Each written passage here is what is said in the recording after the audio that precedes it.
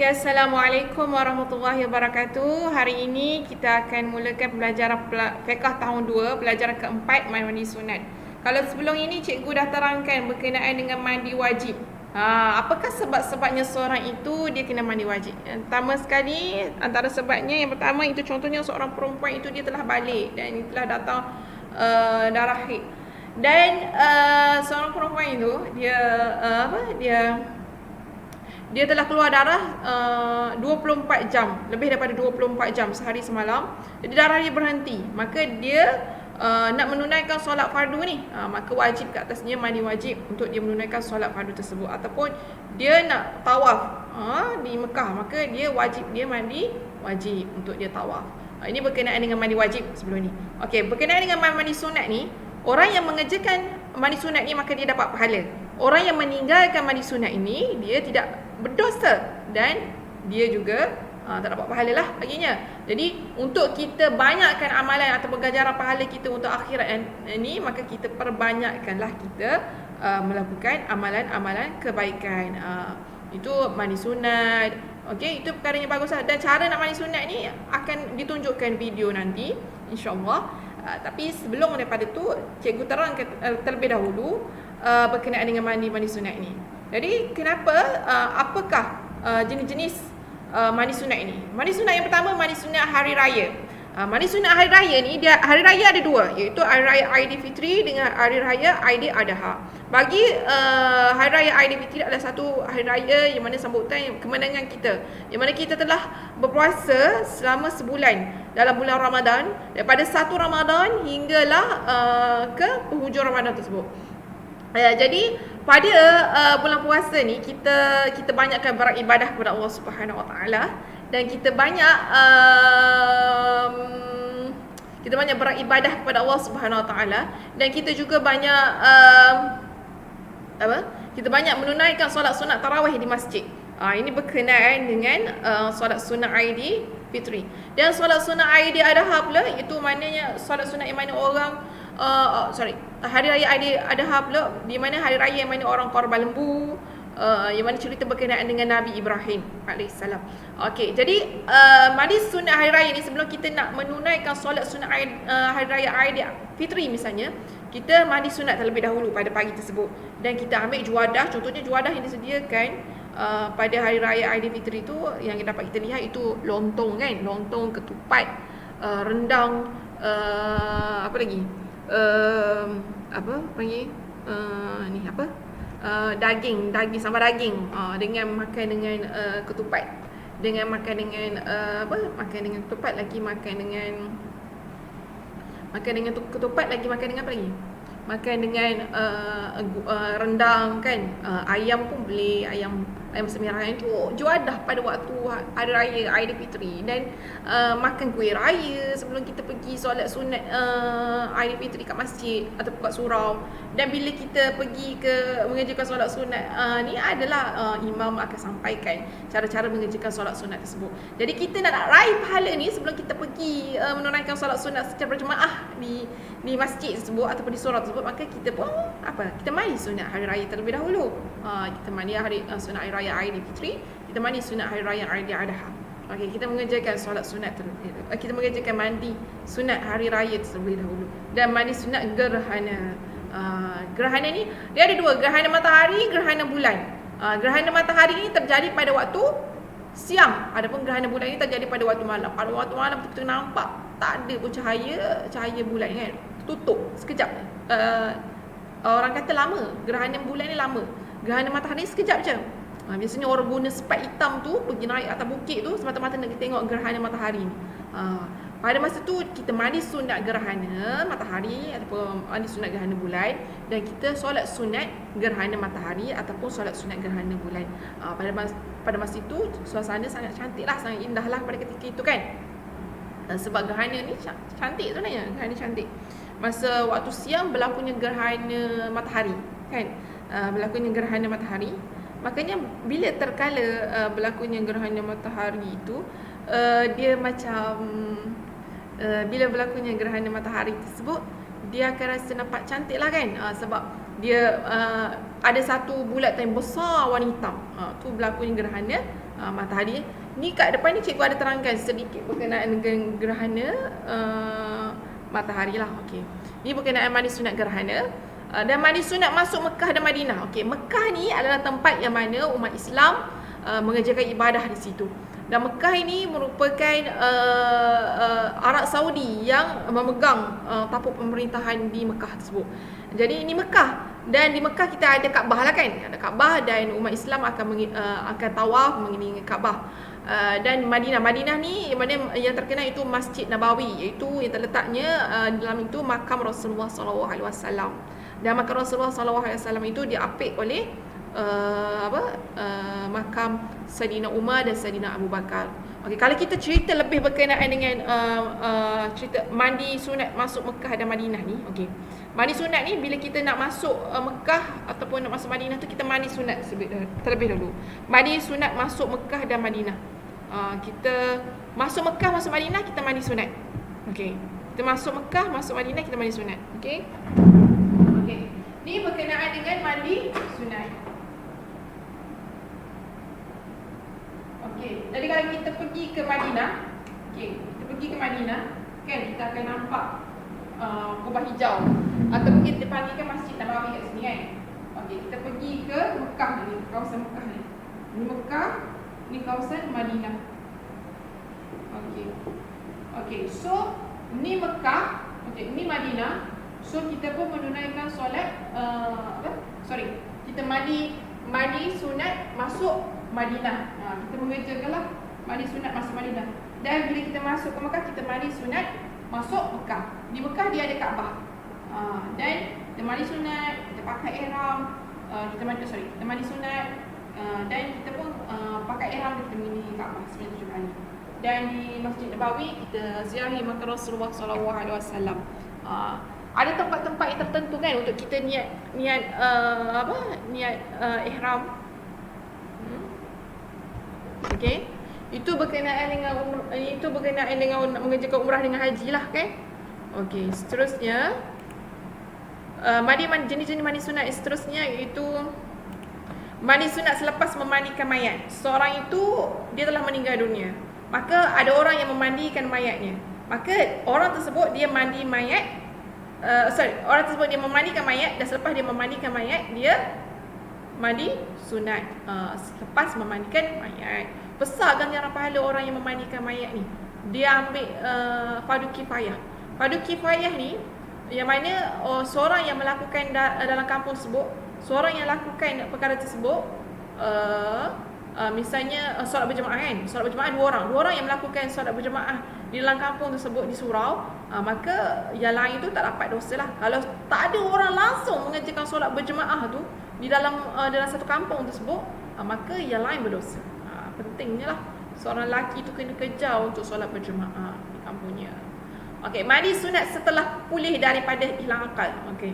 Contoh ni dia baru keluar daripada hospital psikiatrik ataupun hospital sakit jiwa. Dia keluar daripada hospital sakit jiwa tersebut, maka bila dia keluar daripada hospital sakit jiwa tersebut, dia pun disembuh. Lepas tu dia pun mandi sunat lah. Alhamdulillah dia dah pulih daripada sakit dia, hilang akal. Orang yang hilang akal ni memang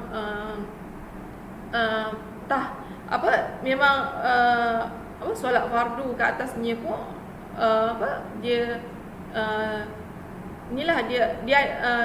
orang yang hilang akal ni, dia kita tahu kan orang yang hilang akal ni bagaimana.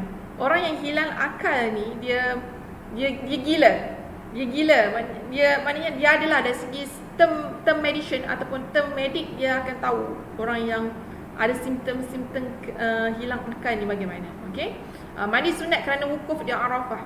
Seorang itu dia wukuf di Arafah.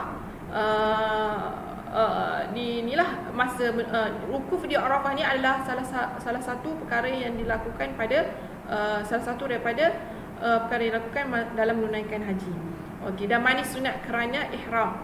Mandi sunat kerana ihram ini mandi sunat kerana ihram.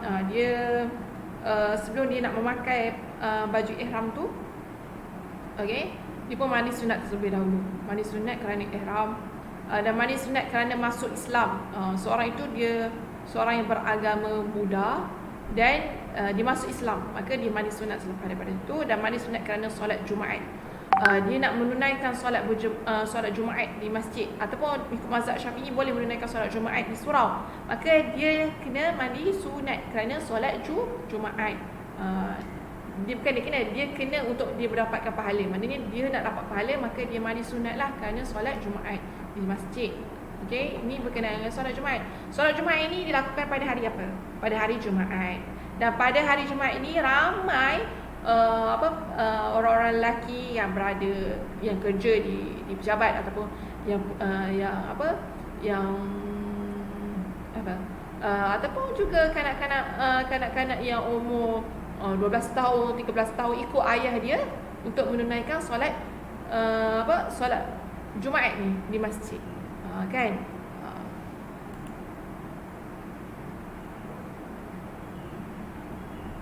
Okey, sebelum kita masuk berkenaan cara-cara mandi sunat ni, kita dah terangkan berkenaan dengan jenis-jenis mandi sunat ni. Jenis-jenis mandi sunat iaitu mandi sunat hari raya Aidilfitri, raya Aidil Adha, mandi sunat gerhana matahari, gerhana bulan, kan, itu berkenaan dengan mandi sunat lah. Kita tak bicarakan berkenaan dengan solat sunat 2 rakaat, kan, semua tu. Ni kita terangkan cara-cara mandi sunat ni. Yang pertama, menghilangkan najis pada badan. Kita hilangkan dulu najis kita pada badan. Misalnya ada tai kucing di kaki, maka hilangkan dulu tai kucing tu. Caranya mengalirkan air sajalah. Angkat kaki tu, alirkan air tu pada air paip tu. Air paip tu memang air dia mengalir lah pada longkang ke, pada tempat saluran yang boleh membuangkan najis lah, air yang mutanajis tu. Okey, tu cara nak menghilangkan najis pada badan. Maknanya kita hilangkan najis dulu pada badan kita. Yang kedua, kita niat.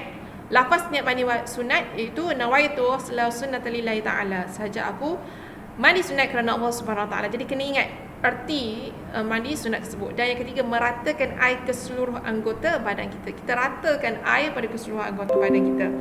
Mana-mana yang rambut dia yang tebal, kita ratakan air keseluruhnya. Dan janggut yang tebal, maka kita ratakan air. Dan ada bulu-bulu di ketiaknya ataupun bulu-bulu di ari-arinya, maka dia kena ratakan air tersebut. Dan inilah cara-cara mandi sunat. Okey. Dan kalau kita tengok video kat sini, kan, video cikgu boleh tontonkan satu video yang cukup menarik untuk awak, untuk tontonan awak. Video mandi sunat,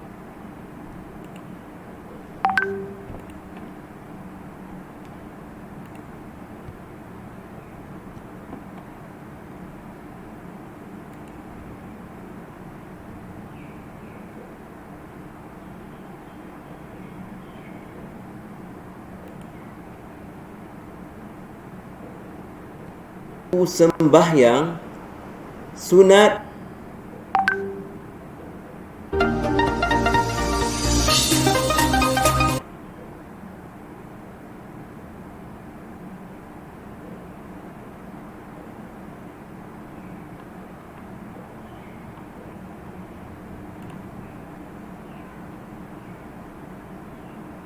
Okey. Ni cara mandi sunat, okey.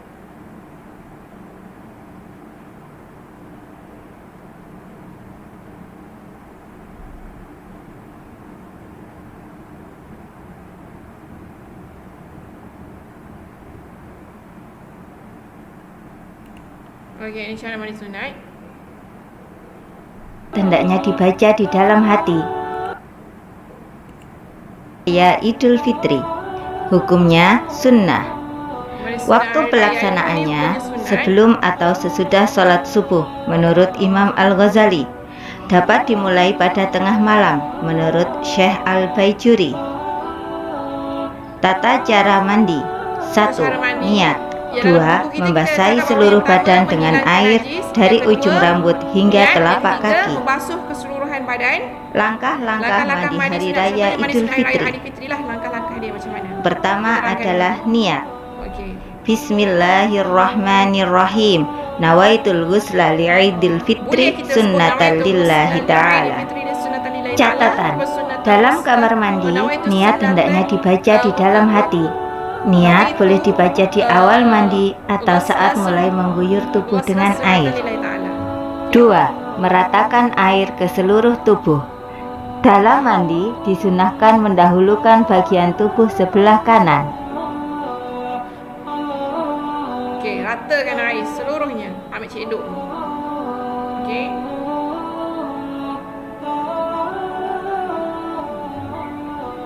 Tiga, memakai sampo, sabun, dan sikat gigi. Sikat gigi. Memakai Akan shampoo, tetapi sabun, hal sikat ini gigi. tidak wajib.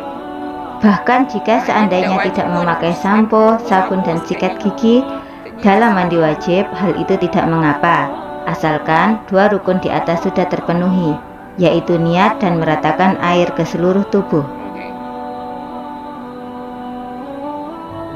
4. Berwudu di akhir mandi. Sunat Berwudu di sini untuk berhati-hati. Mungkin saat mandi tangan kita menyentuh kemaluan atau buang angin, sehingga akan lebih utama untuk berwudu kembali di akhir mandi karena hendak melaksanakan sholat Idul Fitri. Okey, mandi sunat. Contohnya mandi sunat apa? ID. Mandi sunat ID Fitri contohnya, okey? Okey. Okey. Okey. Jadi ni cara-cara mandi sunat. Yang pertama dalam buku teks Fiqh tahun 2, yang pertama menghilangkan najis pada badan. Itu yang pertama. Yang kedua niat. Lafaz niat mandi sunat, nawaitu ghusla sunnatan lillahi ta'ala tadi. Dia ajar nawaitu ghusla li'aidi fitri sunnatan lillahi ta'ala. Iaitu dia fokuskan untuk dia mandi sunat Aidil Fitri. Dan kalau dia nak mandi sunat gerhana, dia niatlah. Ini lafaz dia. Nawaitu ghusla sunnatan lillahi, saja aku mandi sunat kerana Allah Subhanahu taala. Arti sahaja aku mandi sunat kerana Allah taala, meratakan air ke seluruh anggota badannya, meratakan air pada keseluruhan anggota badannya. Okey. Ni berkenaan dengan cara-cara mandi sunat. Okey, jadi kita tengok kat sini. Okey, sorry. Kita tengok sini kita boleh buat satu quiz ataupun satu pertandingan. Quiz lah, kan? Ya Allah. Sekejap.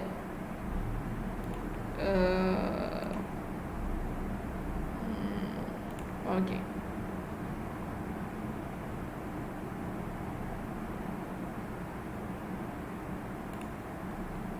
Okey, kita boleh ni quiz atau pertandingan.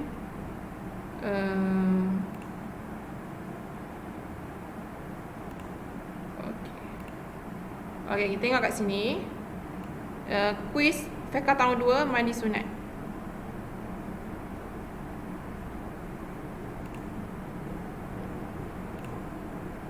Okey. Mandi sunat kerana apa ni? Tengok gambar kat sebelah ini. Ini adalah orang yang pakai ihram. Tengok lelaki ni pakai ihram. Jadi memakai ihram. Mandi sunat kerana memakai ihram. Okey, yang kedua. Ini merupakan mandi sunat selepas ni bacaan 2 kalimah syahadah selepas masuk Islam. Seterusnya, pilih di antara berikut yang manakah mandi sunat ketika wukuf di Arafah. Mandi sunat kerana wukuf di Arafah. Ini yang ni bukan, yang ni bukan ni. Okey.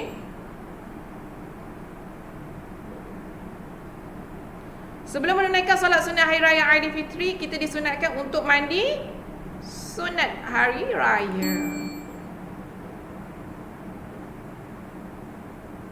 Disunatkan untuk mandi sunat ketika masuk Mekah dan Madinah. Okey, kita digalakkan untuk apa? Sebelum pergi menunaikan solat Jumaat, kita digalakkan untuk mandi sunat. Okey, seterusnya. Encik Abu baru pulih dari hilang ingatan. Dia disunatkan untuk mandi. Dia baru pulih daripada hilang ingatannya tu. Okey, hilang akal.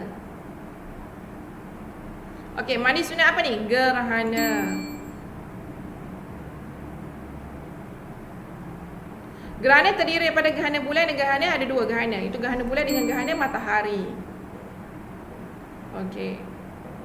Mandi sunat yang ada dipelajari terdiri daripada beberapa jenis. Yang tadi cikgu terangkan tu. Ada mandi sunat kerana ihram, mandi sunat mandi sunat hari raya, mandi sunat gerhana. Semuanya ada 9. Kira balik dalam buku teks tersebut. Okey. Mandi sunat selepas memandikan apa ni? Mandikan mayat. Okey. Okey, seterusnya 12. Di antara berikut ialah niat mandi sunat kecuali. Semua ni adalah niat mandi sunat. Kecuali nawaitu ghusla Jumaah. Ni niat mandi sunat sunatan lillahi taala. Nawaitu ghusla li Aidil Fitri sunatan lillahi taala. Okey, dikata kecuali kat sini. Jadi yang ni nak angkat hadas ni taklah. Okey. Solat hari raya terbahagi kepada dua kecuali hari raya apa? Hari raya solat hari raya terbahagi kepada dua, itu hari raya Aidil Fitri dengan hari raya Aidil Adha. Dia tanya soalan ni kecuali. Jadi main C. Okey. Okey. Eja perkataan wukuf dalam Jawi. Wukuf, waqaf, wafa. Wukuf. Dan seterusnya soalan. Eja perkataan ihram dalam Jawi. Ihram. Ada alif. Ihram. Bukan C, bukan A. Okey. Alhamdulillah dapat 15/15. Okey. Ni sedikit berkenaan dengan mandi sunat. Kita buat latihan sedikit. Dan ni juga satu permainan lah yang boleh cikgu kongsikan tentang awak nak supaya awak mudah ingat apakah mandi-mandi sunat, jenis-jenis mandi sunat tersebut. Ni kapal terbang ni dia jalan. Ni keluar air mani ni mandi wajib. Okey? Mandi sunat masuk Islam. Okey. Kalau keluar mani adalah mandi wajib. Okey. Selepas memandikan mayat, ini mandi sunat selepas memandikan mayat. Ada 9 jenis tu, kena ingat semua pelajar. Okey. Dan seterusnya haid ni, datang haid ni adalah mandi wajib.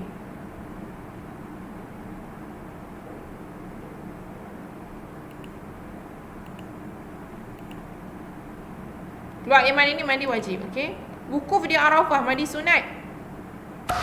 Okey. Lepas tu yang ni pula dia kena cari